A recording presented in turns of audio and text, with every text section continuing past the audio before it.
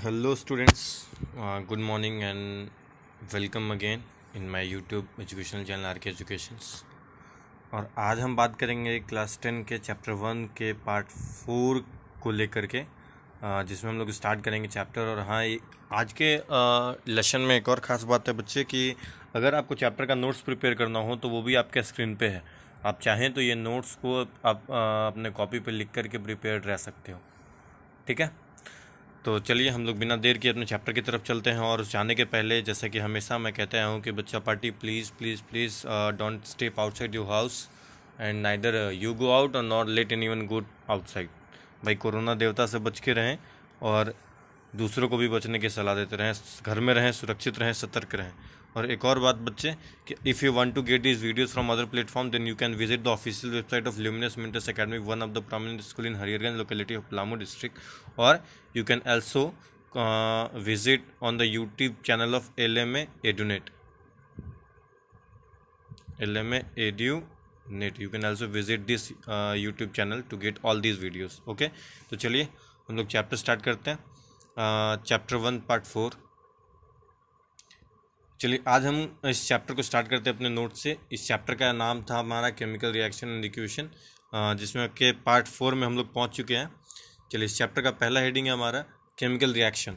बच्चे chemical reaction किसे कहते हैं? तो देखिए, डेफिनेशन कहता है कि that process in which two or more then to substance. ये याद रखना है कि एक ऐसा प्रोसेस जिसमें दो या दो से अधिक सबस्टांसेस आपस में कंबाइन करते हैं, combine together to form a new substance. ये थोड़ी सी नई चीज़ है। कह रहा है कि मान लेते हैं कि यहाँ पे दो सबस्टांस मिलता है, सपोज कर लेते हैं कि A प्लस बी मिलकर के C बनाता है। तो एक केमिकल रिएक्शन होने के लिए का पहचान है कि अगर A और B दोनों आपस में जब भी कंबाइन करेगा तो कंबाइन करने के बाद जो C बनेगा, इसकी प्रॉपर्टीज़ बिल्कुल ही डिफरेंट होगी। जैसे सपोज कर लो कि ये दोनों दो एक गैसीय स्टेट में है और एक और ये भी गैसीय स्टेट में है, लेकिन रिजल्ट जो मिला वो लिक्विड मिला। तो ये एक केमिकल रिएक्शन का एग्जांपल हो गया, केमिकल रिएक्शन का एग्जांपल माना जाएगा। क्योंकि यहाँ पे क्या है कि जो रिएक्शन के पहले वाले सबस्टांसेस थे, इनकी प्रॉपर्टीज़ कुछ और थी, इनका फिजिकल स्टेट कुछ और था, लेकिन उसके बाद की प्रॉपर्टीज़ कुछ और है। वैसे भी अगर और हम लोग दूसरा एग्जांपल लेके चले तो हम ऐसे भी समझ सकते हैं। जैसे सपोज कर लेते हैं हमारे पास हाइड्रोजन और ऑक्सीजन है। सपोज कर लेते हैं हमारे पास हाइड्रोजन प्लस ऑक्सीजन जो मिला के देता है H2O। यहाँ पे क्या है बच्चा पार्टी की, H2 तो गैस है और O2 भी गैस है, H2 ऑक्सीजन। H2 ऑक्सीजन ना, अच्छा नहीं, H2 हाइड्रोजन और O2 ऑक्सीजन मिलकर देता है H2O जो लिक्विड है, यानी कि वाटर। तो यहाँ पे देख सकते हैं हम लोग कि ये प्रॉपर्टीज बदल जाती है। ये दोनों बिल्कुल ही नए प्रॉपर्टी वाले सबस्टांस को फॉर्म करता है, इसलिए इसको एक केमिकल रिएक्शन माना जाएगा। समझ गए? ये था हमारा केमिकल रिएक्शन का डेफिनेशन। इसके बाद है how to represent a chemical reaction. Chemical reaction को रिप्रेजेंट कैसे करा जाए? तो भाई सही है, केमिकल रिएक्शन को रिप्रेजेंट करने आना बहुत जरूरी है, क्योंकि अगर हमको नहीं आता है केमिकल रिएक्शन को रिप्रेजेंट करने तो बहुत प्रॉब्लम होने वाला है। ठीक है, तो यहाँ पे बच्चा पार्टी हम लोग केमिकल रिएक्शन को रिप्रेजेंट करने का दो तरीका पढ़ेंगे। ठीक है, first is chemical equation and second is word equation. अब क्वेश्चन ये है कि इक्वेशन किसे कहते हैं, क्योंकि अगर हम लोगों को रिप्रेजेंट करने पता है तो इक्वेशन भी पता होगा। तो भाई इक्वेशन कहीं ना कहीं तो आपने पढ़ा होगा, याद करो, माइंड पे प्रेशर डालो, जोर डालो। इक्वेशन वर्ड कहीं पढ़े हैं क्या? अगर आपने माइंड पे जोर डाला तो आपको याद आया होगा कि इक्वेशन नाम का वर्ड आपने मैथ्स में पढ़ा है, जहाँ पे लिखा होता है x plus Y is equal to 0। तो ये एक इक्वेशन माना जाता है, क्योंकि यहाँ पे वेरिएबल्स कुछ symbols plus minus arithmetic sign के साथ जुड़े हुए हैं और साथ में उसके आरएचएस पार्ट में भी कुछ है, मतलब कि कंपैरिजन हो रहा है यहाँ पे। तो इक्वेशन में ये कंपैरिजन होना जरूरी है। तो मतलब एक इक्वेशन के दो पार्ट होने जरूरी है, एक एलएचएस पार्ट और एक आरएचएस पार्ट। तो भाई एक केमिकल रिएक्शन को रिप्रेजेंट भी एक इक्वेशन के रूप में ही किया जाता है। तो पहला डेफिनेशन हमारा है, फर्स्ट है केमिकल इक्वेशन और सेकंड है वर्ड इक्वेशन। तो केमिकल इक्वेशन क्या कहता है? कहता है कि equation that is written using symbols and valency of compound. कहता है कि उस इक्वेशन को केमिकल इक्वेशन कहा जाता है जहाँ पे हम लोग सबस्टांस को रिप्रेजेंट करते वक्त उसके सिंबल्स और वैलेंसी की इस्तेमाल करते हैं। जैसे यहाँ पे एग्जांपल में नीचे लिखा हुआ है कि 2H2 प्लस O2। यहाँ पे एग्जांपल में आप देख सकते हो 2H2 प्लस O2 2H2। ये यहाँ पे H2 जो है वो H4 हाइड्रोजन और O4 ऑक्सीजन, यानी कि हाइड्रोजन की जो सिंबल होती है बच्चे H, उसका यूज़ किया गया है, और ऑक्सीजन की जो सिंबल होती है वो उसका यूज़ किया। अभी आपके मन में क्वेश्चन आ रहा होगा कि हाइड्रोजन का सिंबल तो H होता है, तो हमने यहाँ H2 क्यों लिखा है, और ऑक्सीजन का सिंबल तो O होता है, तो हमने O2 क्यों लिखा है। तो बच्चे याद रखना हमेशा, क्लास 9 में हम लोगों ने पढ़ा था मॉलिक्यूल और एटम के बारे में, एटम और मॉलिक्यूल के बारे में, कि हाइड्रोजन और ऑक्सीजन जैसे जो एलिमेंट्स होते हैं वो हमेशा मॉलिक्यूलर फॉर्म में ही एग्जिस्ट करते हैं, इसलिए हमको H को H2 लिखना होगा और O को O2 लिखना पड़ता है। समझ गए, ये हाइड्रोजन और ऑक्सीजन की एक एटम नहीं है बच्चे, ये ऑक्सीजन है, समझ रहे हो ना। हाँ बिल्कुल, तो ये मॉलिक्यूल है और ये भी एक मॉलिक्यूल है, तो हाइड्रोजन और ऑक्सीजन के मॉलिक्यूल मिलकर के H2 में कन्वर्ट हो जाते हैं। तो यहाँ पे हाइड्रोजन और ऑक्सीजन के एटमों की संख्या पता चल पा रही है, यहाँ पे हाइड्रोजन और ऑक्सीजन के जो सिम्बल्स हैं उनकी जानकारी हमें प्राप्त हो रही है। तो सिंबल्स में रिप्रेजेंट किया गया ये इक्वेशन। इधर कंपाउंड बना H2O, इसको कहते तो वाटर है, लेकिन ये H2O उसका फॉर्मूला है, केमिकल फॉर्मूला। तो इसलिए केमिकल इक्वेशन को कहा गया कि एक ऐसा इक्वेशन जिसमें रिएक्शन को हम लोग उसके एटम के सिंबल और वैलेंसीज के साथ मॉलिक्यूल के नंबर से रिप्रेजेंट करते हैं, उसे केमिकल इक्वेशन कहा जाता है। दूसरा है, समझ गए ना बच्चे, पहला अगर समझ गए हो तो ठीक है। दूसरा है वर्ड इक्वेशन। वर्ड इक्वेशन कहता है कि that is written using the name of element compound. Name of element compound कहने का मतलब ये रहा बच्चे, आप एग्जांपल में देख सकते हो, मैं कलर चेंज कर रहा हूँ। हाँ, ये वाला एग्जांपल आपका वर्ड इक्वेशन में। ये एग्जांपल क्या कहता है, hydrogen plus oxygen is equal to water. यहाँ पे ध्यान देना है कि दोनों इक्वेशन रिएक्शन सेम ही चीज़ का लिखा पड़ा है, लेकिन एक जो है उसमें हाइड्रोजन के लिए सिंबल यूज हुआ था यहाँ पे, लेकिन यहाँ पे जो हम यूज़ कर रहे हैं वो हाइड्रोजन उसका पूरा नाम लिखा है, और ऑक्सीजन के लिए भी सेम पूरा नाम लिखे हैं, वाटर का भी पूरा नाम लिखा हुआ है। मतलब वर्ड इक्वेशन में किसी भी रिएक्शन को रिप्रेजेंट करते हो कि उस एलिमेंट और कंपाउंड के जो या रिएक्टेंट में हो या प्रोडक्ट में हो, उसके नामों को स्पष्ट रूप से लिखा जाता है। ठीक है, तो समझ रहे हो बच्चे, समझ गए, चलो बढ़िया है। फिर तो वर्ड इक्वेशन क्या है, एक ऐसा इक्वेशन जिसमें एक ऐसा केमिकल रिएक्शन जिसको रिप्रेजेंट करने के लिए उसके नाम का इस्तेमाल किया जाता है, उसको वर्ड इक्वेशन कहते हैं। और जिसमें केमिकल के एलिमेंट या कंपाउंड के सिंबल्स और वैलेंसीज का यूज किया जाता है, उसको केमिकल इक्वेशन कहा जाता है। ठीक है, इतना समझ गए। इतना समझ गए तो आपके पास एक क्वेश्चन है, वो क्वेश्चन आप करके लाओगे, जिस क्वेश्चन को हम लोग अगले पार्ट में डील करेंगे। ठीक है, क्वेश्चन कहता है कि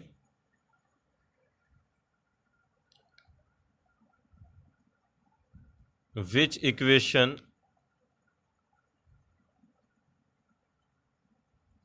of representing, मैं बोल भी रहा हूं question, which equation of representing a chemical reaction, a chemical reaction is better,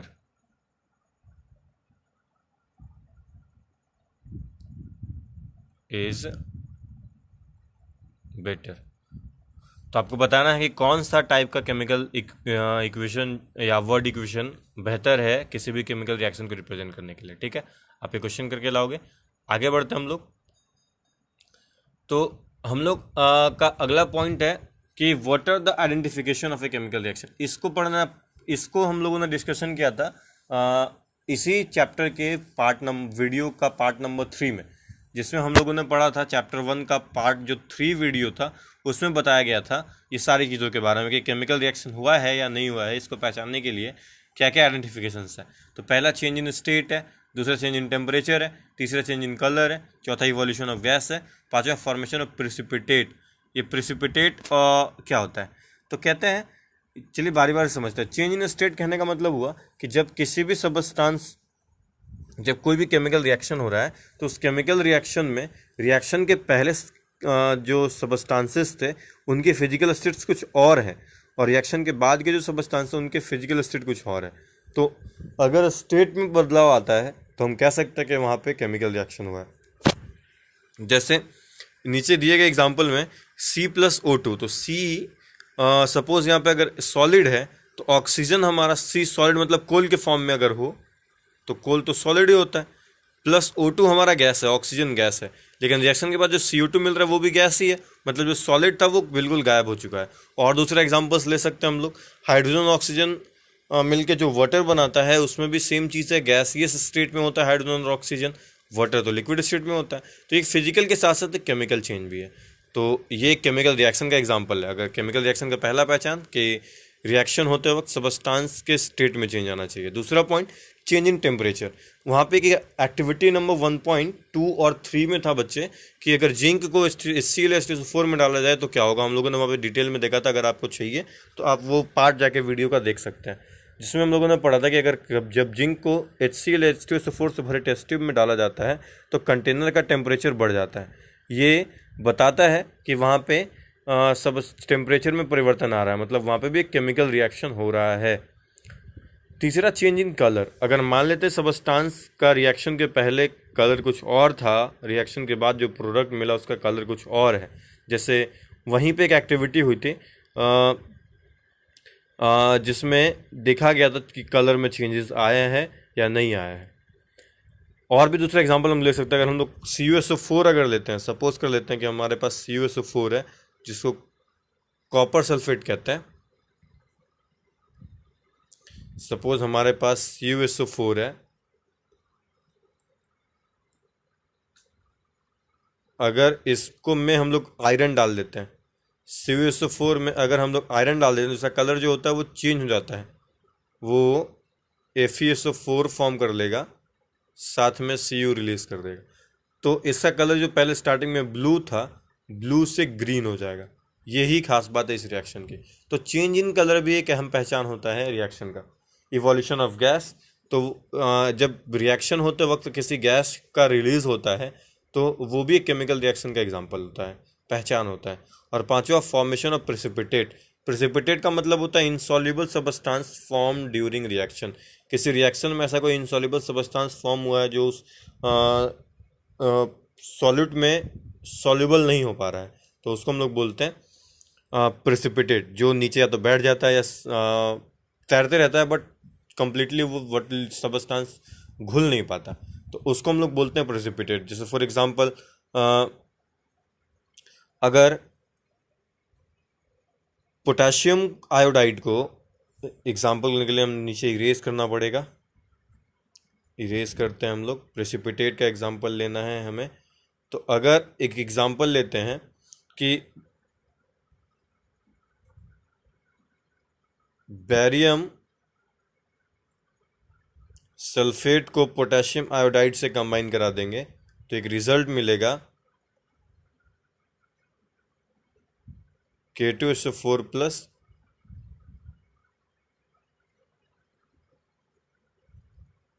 BAI। यहाँ पे जो BAI आप देखोगे आपको पता चलेगा कि ये प्रेसिपिटेट है, जो सबस्टांस उसमें सॉल्युबल नहीं है। तो बच्चे समझ गए, ये 5 पॉइंट है जो एक केमिकल रिएक्शन की पहचान है, आइडेंटिफिकेशन के रूप में जाने जाते हैं। इसके बाद है parts of a chemical equation. तो केमिकल इक्वेशन का 2 पार्ट होता है बच्चे, एक रिएक्टेंट और एक प्रोडक्ट। रिएक्टेंट कहते हैं उन सबस्टांसेस को, मतलब ऐसे तो रिएक्टेंट को किसी इक्वेशन का LHS पार्ट कहा जाता है, लेफ्ट हैंड साइड पार्ट, जैसे कि यहाँ पे ये रहा, और ये RHS पार्ट जो प्रोडक्ट कहलाता है। मतलब कि किसी भी रिएक्शन का, किसी भी केमिकल इक्वेशन का जो LHS पार्ट होता है, जिधर उन सबस्टांसेस को लिखा जाता है जो रिएक्शन में हिस्सा लेने वाले होते हैं, उन्हें रिएक्टेंट कहते हैं। और इनके मिलने के बाद जो रिएक्शन के बाद जो रिजल्ट मिलता है, जिसे RHS में रिप्रेजेंट किया जाता है, उसको प्रोडक्ट कहा जाता है। समझ गए रिएक्टेंट प्रोडक्ट बच्चे? चलिए आगे बढ़ते हैं। अब हम लोग को जानना है कि क्या किसी भी केमिकल इक्वेशन को लिखने का रूल क्या है। ऐसा तो है नहीं कि केमिकल इक्वेशन को कैसे भी लिख देंगे तो हमारी बातें सही हो जाएंगी। तो केमिकल इक्वेशन को लिखने के लिए नियम्स क्या क्या होते हैं। चलिए रूल नंबर 1 पढ़ते हैं। रूल नंबर 1 कहता है कि reactant should be always written in LHS। Rule number 1 भाई सही कहता है कि भाई आपका जो रिएक्टेंट होना चाहिए वो LHS में होना चाहिए। आपका जो रिएक्टेंट होना चाहिए वो LHS में होना चाहिए, और जो प्रोडक्ट होना चाहिए वो RHS में होना चाहिए। जो प्रोडक्ट होना चाहिए वो RHS में होना चाहिए। रूल नंबर, अगर उल्टा कर देते हैं हम लोग तो गड़बड़ हो जाएगा। रूल नंबर 2 कहता है कि रिएक्टेंट और प्रोडक्ट, ये रूल नंबर 2, रिएक्टेंट और product should have a unidirectional arrow. इसका मतलब होता है ये वाला कि एक रिएक्टेंट को प्रोडक्ट से अलग करने के लिए एक यूनी मतलब एक डायरेक्शन में पॉइंट आउट करने वाला एरो होना चाहिए, जिसका हेड हमेशा प्रोडक्ट की तरफ रहेगा। ठीक है, अगर उल्टा कर देते हो, कोई आके ऐसा कर देता है तो ये गड़बड़ है। इस रिएक्शन का मतलब होगा कि इधर वाले सबस्टांस मिलकर के ये बना रहे होंगे, जबकि ऐसा तो होना नहीं चाहिए, रिएक्शन में तो ऐसा होता नहीं है। इसलिए ध्यान रखेंगे कि केमिकल रिएक्शन को रिप्रेजेंट करते वक्त, इक्वेशन लिखते वक्त, ये जो एरो होगा ऐसे ना लिख करके इधर देंगे, जिसका हेड प्रोडक्ट की तरफ होगा। पॉइंट नंबर 3 कहता है कि कंपाउंड इन रिएक्टेंट और प्रोडक्ट इफ देयर इज 2 और मोर देन 2 एलिमेंट्स। मान लेते हैं कि किसी भी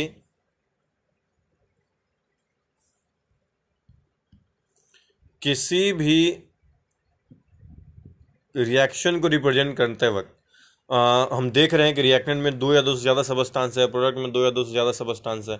उसको रिप्रेजेंट करने के लिए उन सबको प्लस साइन से जोड़ दिया जाता है। सिर्फ रूल नंबर 3 कहता है कि मान लेते हैं कि हमारे पास रिएक्टेंट में 2 चीज़ें हैं, ए बी, और ए प्लस बी मिलकर के 2 अलग चीज़ें बना रहे हैं, सी प्लस डी। तो एक से ज़्यादा सबस्टांस रिएक्टेंट में भी है, एक से ज़्यादा सबस्टांस प्रोडक्ट में भी है। तो इन दोनों को रिप्रेजेंट करने के लिए हम बीच में प्लस के साइन का इस्तेमाल करेंगे। अगर 2 से ज़्यादा भी हो तो इनको और प्लस के साथ जोड़ देंगे। समझ गए? ठीक है बच्चे। पॉइंट नंबर 4, इक्वेशन को और ज़्यादा इम्प्रोवेटिव बनाने के लिए, इक्वेशन को और ज़्यादा बेहतर बनाने के लिए हम लोग क्या करते हैं कि फिजिकल स्टेट लिखना पसंद जरूरी समझते हैं। इक्वेशन को और बेहतर बनाने के लिए, अच्छा इन्फॉर्मेटिव बनाने के लिए हम लोग क्या करना चाहिए कि किसी भी एलिमेंट या कंपाउंड का जो फिजिकल स्टेट है उसको उसके बगल में रिप्रेजेंट कर देना चाहिए। जैसे अगर सबस्टांस सॉलिड है तो सॉलिड के लिए उसके बगल में स्मॉल s लिख देंगे। अगर सबस्टांस लिक्विड है तो लिक्विड के लिए उसके बगल में स्मॉल l लिख देंगे। ठीक है बच्चे, समझ गए? अगर सबस्टांस गैसेस स्टेट में है तो गैसेस स्टेट के लिए क्या करेंगे? गैस के लिए ब्रैकेट में स्मॉल g का यूज़ कर सकते हो, और अपवर्ड एरो का इस्तेमाल भी किया जाता है। अगर किसी भी कंपाउंड के बगल में ब्रैकेट में अपवर्ड एरो का इस्तेमाल किया गया है तो आप समझ लेना कि वो गैसेस स्टेट में है। फॉर प्रेसिपिटेट, मान लेते हैं कि रिएक्शन में कोई ऐसा सबस्टांस मिला जो घुलने वाला नहीं हो, इनसॉल्युबल हो, तो उसके लिए हम लोग उसके बगल में स्मॉल ppt लिख देते हैं, और नहीं तो डाउनवर्ड एरो का इस्तेमाल कर लेते हैं। अपवर्ड एरो मतलब गैस, डाउनवर्ड एरो मतलब प्रेसिपिटेट। अगर एक्वस सॉल्यूशन होता है, अगर पानी में घोल करके सबस्टांस तैयार किया गया हो जिसमें पानी का अमाउंट ज़्यादा हो, तो हम लोग क्या करेंगे? ज़्यादा हो या कम हो, अगर पानी के साथ मिलाया गया तो उसके बगल में हम लोग AQ स्मॉल AQ लिखते हैं, इसका मतलब एक्वस हो जाता है। अगर कंसंट्रेशन बेसिस पे लिखना पड़ता है कि अब कौन ज़्यादा है, वाटर ज़्यादा है कि सबस्टांस, मेन सबस्टांस ज़्यादा है, तो अगर वाटर ज़्यादा होगा तो उसके लिए हम लोग DIL मतलब डाइल्यूट वर्ड का यूज़ करते हैं इसके पहले, और अगर इस वाटर कम हो कंसंट्रेशन में तो उसके लिए कॉन्क का इस्तेमाल करते हैं, यानी CONC, conc for concentrated. Conc का मतलब कॉन्सनट्रेटेड। अब याद रखना है यहाँ पे कि अगर सबस्टांस का फिजिकल स्टेट रिप्रेजेंट करते हैं तो इक्वेशन और ज़्यादा इन्फॉर्मेटिव हो जाता है। अगर वो सॉलिड तो स्मॉल s, लिक्विड तो स्मॉल l, गैस तो स्मॉल g और अपवर्ड एरो, प्रेसिपिटेट तो PPT और डाउनवर्ड एरो, एक्वस तो AQ, डाइल्यूट तो DIL, कॉन्सनट्रेटेड तो CONC। यहाँ पे एक्वस, डाइल्यूट और कंसनट्रेटेड ये वर्ड में ऐसे ही लिखे जाते हैं। अगला, इसके बाद अगला पॉइंट कहता है कि equation should be balanced to follow the law of conservation of mass. भाई बात तो सही है कि किसी भी केमिकल इक्वेशन को, किसी भी केमिकल रिएक्शन को, इनफैक्ट कि सारे केमिकल रिएक्शन को लॉ ऑफ कंजर्वेशन ऑफ मास को फॉलो करना जरूरी है। इसीलिए कहते हैं कि कोई भी केमिकल इक्वेशन को रिप्रेजेंट करते वक्त उसका बैलेंस रहना बहुत ज़रूरी है, और हम उसे बैलेंस जरूर करेंगे। इसके बाद है, हम आगे पार्ट में सीखेंगे इक्वेशन को बैलेंस कैसे करें। इसके बाद कहता है कि if there is any condition, मान लेते हैं कि किसी भी रिएक्शन को कराते वक्त उस वहाँ पे कोई कंडीशन आ जाती है। भाई मुझे सपोज कर लो कि भाई तुम लोग करते हो ना भाई, अगर कुछ चाहिए तो उसके बदले में ये करोगे तो ये करेंगे, तो वही शर्त है, कंडीशन है कि अगर किसी रिएक्शन को कराने के लिए कोई कंडीशन है, जैसे मान लेते हैं कि मैग्नीशियम के रिबन को जलाना होता है, तो हम लोग क्या करते हैं, Mg को O में रख देते तो जलता नहीं है, तो उसके लिए हम इसको हीट करना पड़ता है। तो मतलब शर्त है कि अगर मैग्नीशियम को ऑक्सीजन से रिएक्शन करके MgO बनाना है तो उसके लिए क्या करना होगा, उसको हीट करना होगा। तो ये जो हीट होगा वो कंडीशन, जिसको हम लोग एरो के ऊपर रिप्रेजेंट करेंगे। तो इस तरीके से जितने भी तरह के कंडीशंस होंगे किसी भी रिएक्शन के, उसको हम लोग LHS और RHS के बीच में, रिएक्टेंट और प्रोडक्ट के बीच में जो एरो होता है उस पर रिप्रेजेंट करते हैं। समझ गए बच्चे सारे के सारे? चलिए बढ़िया है। चलिए अब आते हैं हम लोग टाइप्स ऑफ केमिकल इक्वेशन पे। तो केमिकल इक्वेशन 2 तरह का होता है बच्चे। पहला एक बैलेंस्ड केमिकल इक्वेशन और दूसरा अनबैलेंस्ड केमिकल इक्वेशन और स्केलेटल केमिकल इक्वेशन। ठीक है, कि बैलेंस केमिकल इक्वेशन क्या होता है, तो कहते हैं बैलेंस का मतलब तो आप सबको पता है, बैलेंस का मतलब होता है संतुलित, मतलब वैसे बैलेंस का मतलब आप समझते होगे तराजू।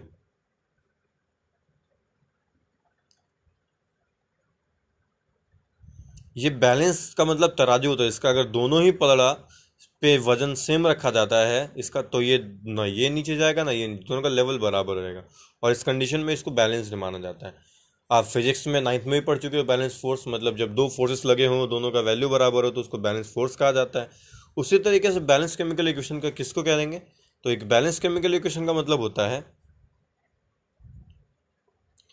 कि एक ऐसे टाइप का केमिकल रिएक्शन जिसमें रिएक्टेंट का जो टोटल मास है प्रोडक्ट के टोटल मास के बराबर होगा, जिसमें रिएक्टेंट में जितने भी एलिमेंट शामिल हैं उन सब के एटमों की संख्या प्रोडक्ट में जो रिजल्ट मिला वहाँ पे एटमों की संख्या के बराबर होनी चाहिए।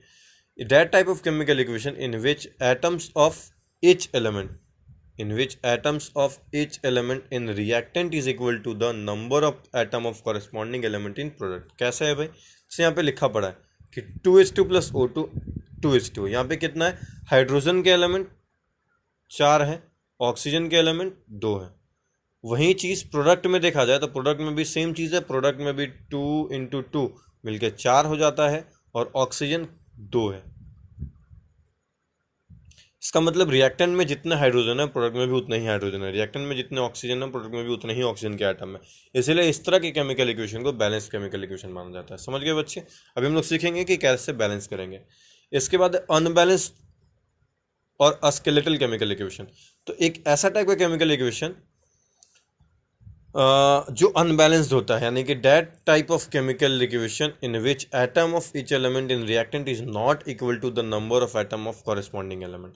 मतलब अगर हम लोग मान लेते हैं कि यहाँ पे एक एग्जांपल लिखा पड़ा, एक इक्वेशन ऐसा हो जिसमें रिएक्टेंट के साइड में जो एलिमेंट्स हैं उनके एटमों की संख्या और प्रोडक्ट के में एलिमेंट जो भी है कॉरेस्पॉन्डिंग वाले उनके एटमों की संख्या बराबर ना हो। जब भी मैं कॉरेस्पॉन्डिंग बोलता हूँ इसका मतलब होता है कि वही एलिमेंट जो रिएक्टेंट में है उसी को हम देख रहे हैं प्रोडक्ट में। अगर हाइड्रोजन रिएक्टेंट में कंपेयर कर रहे हैं तो हाइड्रोजन ही प्रोडक्ट में भी कंपेयर करेंगे, इन्हीं के हाइड्रोजन रिएक्टेंट में कंपेयर करेंगे और ऑक्सीजन प्रोडक्ट में, ऐसा नहीं। अब यहाँ पे देख रहे हैं कि इस साइड में हाइड्रोजन जो है वो 2 है और ऑक्सीजन जो है वो भी 2 है। प्रोडक्ट में देख रहे हैं कि हाइड्रोजन 2 है, ऑक्सीजन 1 ही है। मतलब हाइड्रोजन की संख्या एटमों की तो बराबर है लेकिन ऑक्सीजन की संख्या बराबर नहीं है। तो एक बैलेंस केमिकल इक्वेशन होने के लिए क्या चाहिए था, सारे एलिमेंट के एटमों की संख्या बराबर चाहिए, लेकिन यहाँ पे ऑक्सीजन बराबर नहीं है तो इसीलिए इसको अनबैलेंस केमिकल इक्वेशन बोला जाएगा या स्केलेटल केमिकल इक्वेशन बोलेंगे, और ये लॉ ऑफ कंजर्वेशन ऑफ मास को फॉलो नहीं करेगा। समझ गए बच्चे अनबैलेंस और बैलेंस केमिकल इक्वेशन? अगर समझ गए हो तो आगे बढ़ते हैं। Rules for balancing a chemical equation. एक केमिकल इक्वेशन को बैलेंस कैसे करा जाए, तो केमिकल इक्वेशन को बैलेंस करने के 2 नियम होते हैं, 2 तरीके होते हैं। एक तरीका होता है, एक नियम को कहते हैं हम लोग ट्रायल एंड एरर मेथड और हीट और ट्रायल मेथड, और दूसरे को कहते हैं अलजेब्राइक मेथड। हम लोग पहला वाला का बात करेंगे, इस हीट अलजेब्राइक मेथड का बाद में बात करेंगे। हम लोग पहले हीट एंड ट्रायल मेथड का बात करेंगे। स्टेप नंबर 1 कहता है कि count the number of atoms of each element in reactant product. किसी भी एलिमेंट, किसी भी केमिकल इक्वेशन को बैलेंस करने का पहला स्टेप कहता है कि भाई रिएक्टेंट साइड में जो एलिमेंट्स शामिल हैं उनके एटमों की संख्या पहले आप काउंट करके नोट कर लो। जैसे कि यहाँ पे हमने नोट देखा था कि हाइड्रोजन 2 है तो हमने नोट कर लिया हाइड्रोजन 2 है, ऑक्सीजन 2 है नोट कर लिया ऑक्सीजन 2 है। उसके बाद प्रोडक्ट में भी देख लिया हमने, हाइड्रोजन कितना है 2 है और ऑक्सीजन कितना है 1 है। चलिए पहला स्टेप हमारा कंप्लीट होता है। रिएक्टेंट और प्रोडक्ट में हम लोगों ने एलिमेंट की कॉरेस्पॉन्डिंग एलिमेंट की संख्या को काउंट कर लिया, अभी पाया गया कि ये बैलेंस्ड नहीं है। स्टेप नंबर 2 कहता है मल्टीप्लाई, ये है step number 2, multiply the element और कंपाउंड्स। बैलेंस करने के चक्कर में एलिमेंट या कंपाउंड को डिजायर्ड होल नंबर से मल्टीप्लाई करेंगे। हम लोगों ने यहाँ पे देखा था कि इक्वेशन जो था H2 प्लस O2 जो देता है H2O, यहाँ पे हम देख रहे थे कि इस साइड में H तो 2 था और O 1 है, यहाँ पे H 2 है O 1 है, तो 1 को 2 बनाने के लिए कितने से मल्टीप्लाई करेंगे, 1 को 2 बनाने के लिए 2 से मल्टीप्लाई करेंगे। तो नियम कहता है कि किसी भी इक्वेशन को बैलेंस करने के समय हम लोग उस एलिमेंट के बीच में नहीं लिख सकते, जिससे कहने का मतलब हुआ कि हम लोग कभी भी ऐसे बीच में मल्टीप्लाई नहीं कर सकते, ये गलत हो जाएगा। तो कैसे करेंगे? जब ये गलत है तो ओ के पहले लास्ट में 2 लगा देते हैं, तो जी नहीं, ये भी गलत है। यानी कि हम कभी भी किसी भी केमिकल इक्वेशन को बैलेंस करते वक्त किसी भी कंपाउंड के पहले ही एज ए कोफिशिएंट ही नंबर से मल्टीप्लाई कर सकते हैं, और वो भी होल नंबर से। यानी कि H2O में O 1 है, इसको 2 करने के लिए हमको इसके आगे 2 लगाना पड़ेगा। यानी कि हमको जो 2 लिखना होगा हम इसके आगे कोफिशिएंट के रूप में लिखेंगे, यानी यहाँ पे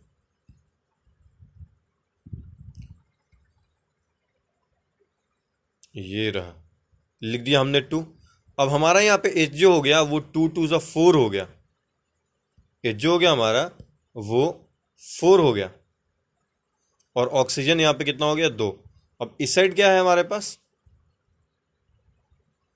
इस साइड हमारे पास हाइड्रोजन 2 है और ऑक्सीजन 2 है।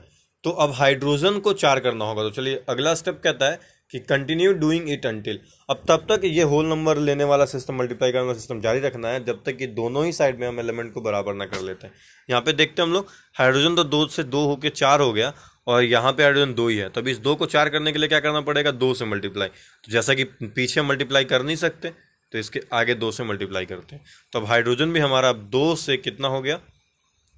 4 हो गया। यानी कि अब हाइड्रोजन 4, ऑक्सीजन को मल्टीप्लाई करने की जरूरत नहीं क्योंकि ऑक्सीजन 2 और 2 हो चुका था। तो अब हमारा ये हाइड्रोजन और ऑक्सीजन की संख्या, प्रोडक्ट के हाइड्रोजन और ऑक्सीजन की संख्या के बराबर हो गया। तो इस तरह यहाँ पे हाइड्रोजन भी 2, ऑक्सीजन भी 2, हाइड्रोजन भी 2 और ऑक्सीजन 1, तो मल्टीप्लाई किया गया इसको 2 से, और हाइड्रोजन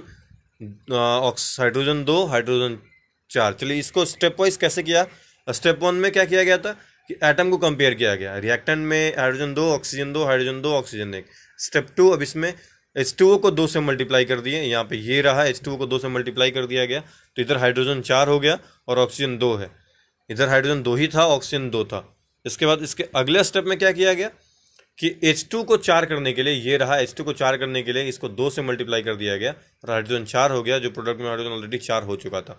ऑक्सीजन 2 है, इधर ऑक्सीजन 2 कर दिया गया था। अब नाउ इक्वेशन जो है वो आपका बैलेंस्ड हो गया, और इस मेथड को हम लोग heat and trial method of balancing a chemical equation कहते हैं। सपोज हम लोग दूसरा एग्जांपल लेते हैं।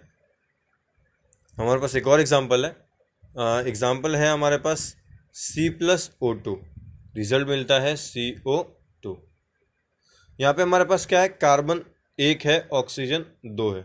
इधर क्या है हमारे पास? कार्बन 1 है, ऑक्सीजन 2 है। ये तो ऑलरेडी बैलेंस्ड है भाई। चलिए चेंज करते हैं एग्जांपल दूसरा लेते हैं। लास्ट एग्जांपल है,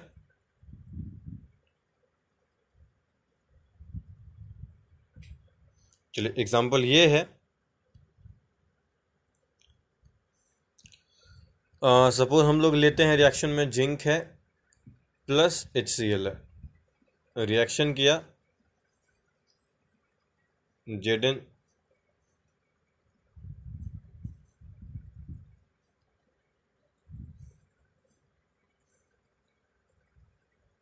ZnCl2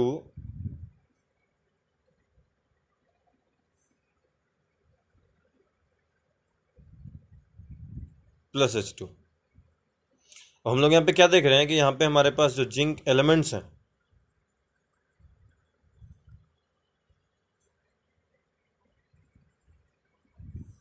वो जिंक 1 है, हाइड्रोजन 1 है, Cl 1 है।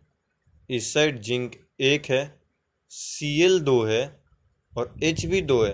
हम यहाँ पे देख रहे हैं कि हाइड्रोजन LHS में जिंक की संख्या RHS में जिंक की संख्या के बराबर है। LHS में हाइड्रोजन की संख्या LHS के हाइड्रोजन की संख्या के बराबर नहीं है। LHS में क्लोरीन की संख्या RHS में क्लोरीन की संख्या के बराबर नहीं है। तो इधर 1 को 2 करने के लिए हमको 2 से मल्टीप्लाई करना था। अगर हम यहाँ पे हाइड्रोजन और Cl को 1 से 2 करने के लिए मल्टीप्लाई करना चाहे तो बीच में या पीछे मल्टीप्लाई नहीं कर सकते, इसको हमको इसके आगे करना पड़ेगा। तो ये कर देते हैं हम लोग, हो गया कोफिशिएंट के रूप में करते ही हो गया ये 2HCl, मतलब H भी 2 टाइम्स इंक्रीज हो गया और Cl भी 2 टाइम्स हो गया। मतलब अब ये हमारा जो एलिमेंट्स था वो 1 नहीं रहा, ये 1 से 2 हो चुका है और Cl भी 1 से 2 हो चुका है। तो कंपेयर करो, फिर से करो, जिंक 1 LHS में, RHS में जिंक 1, हाइड्रोजन LHS में 2, RHS में 2, क्लोरीन LHS में 2, RHS में 2, मतलब अब ये इक्वेशन भी हमारा बैलेंस हो गया। चलिए, तो ये हमारा था केमिस्ट्री क्लास 10 चैप्टर 1 पार्ट 4, जिसमें हमने कम से कम बैलेंसिंग ए केमिकल इक्वेशन तक पढ़ा। ठीक है, साथ में नोट्स भी है, आप चाहो तो नोट्स भी प्रिपेयर करते चल सकते हो। अगर आपको यहाँ पे कोई भी परेशानी हुई हो, अगर अभी भी आपके मन में कोई भी क्वेश्चन रह गया हो, कोई भी डाउट रह गया हो, तो आप हमें व्हाट्सएप पे कांटेक्ट कर सकते हैं। ये हमारा व्हाट्सएप कांटेक्ट हुआ, जिससे आपके सारे प्रॉब्लम को कोशिश करेंगे हम कि दूर कर दें। ठीक है, आप इस पे हमें संपर्क कर सकते हैं, अपने डाउट पूछ सकते हैं, और आप चाहें तो इस वीडियो के कमेंट सेक्शन में जाकर के भी अपने डाउट्स को क्लियर कर सकते हैं। ठीक है, अगर आपको हमारा वीडियो पसंद आया हो तो प्लीज़ लाइक, सब्सक्राइब और शेयर करना ना भूलें। और साथ ही साथ अगर आपको कोई भी क्वेश्चन, प्रॉब्लम और क्वेरी रहता है इसमें, तो आप कमेंट सेक्शन में पूछ सकते हैं। आप, कोरोना का टाइम चल रहा है तो घर में रहें, सुरक्षित रहें, और इस तक की कोई भी वीडियो आप ल्यूमिनस मेंटेस एकेडमी के ऑफिशियल वेबसाइट या उसके यूट्यूब चैनल पे प्राप्त कर सकते हैं। ठीक है बच्चे, चलिए आते रहो, पढ़ते रहो, सीखते रहो, हमेशा खुश रहो। May God bless you. Bye bye.